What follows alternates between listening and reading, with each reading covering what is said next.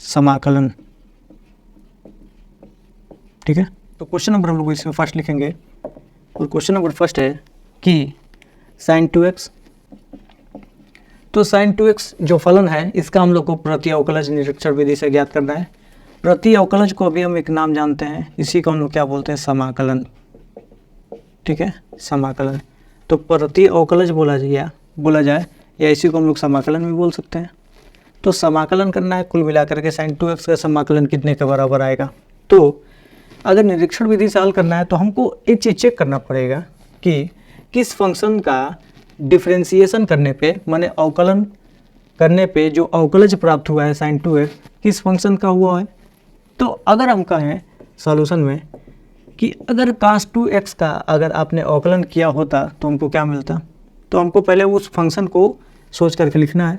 तो लिख लेंगे d/dx ऑफ cos 2x हुआ होता है। अगर sin 2x लाना है तो हम सोचेंगे कि cos 2x का अगर हम लोग एक बार डिफ्रेंशिएशन करके देखें कि कितने के बराबर आता है।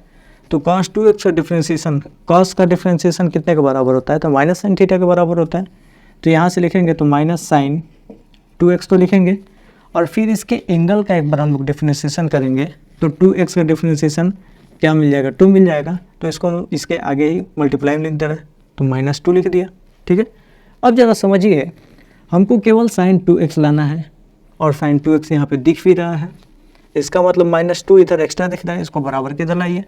तो लिख लेंगे -1/2 d/dx of cos 2x is equal to sin 2x। इसका मतलब अगर इसको सजा करके लिखें तो लिखा जा सकता है sin 2x is equal to -1/2 constant term है, इसको ब्रैकेट के अंदर भेज दीजिए। तो लिख सकते हैं d/dx of -1/2 into cos 2x। और हम जानते हैं कि अवकलन का उल्टा क्या होता है, समाकलन होता है। तो इंटीग्रेशन और डिफरेंशिएशन एक दूसरे के एंटी होते हैं। तो अगर इसका समाकलन करते हैं तो हमको क्या मिलेगा, या फिर प्रति अवकलज ज्ञात करते हैं। तो अगर दोनों फंक्शन का अगर हम लोग इंटीग्रेशन कर दें तो हमको कितने के बराबर मिलेगा, हमको इसे देखना है। दोनों पक्षों का इंटीग्रेशन कर दें तो दोनों पक्षों के इंटीग्रेशन करने की वजह से ये डिफरेंशिएशन वाला सिंबल ख़त्म हो जाएगा।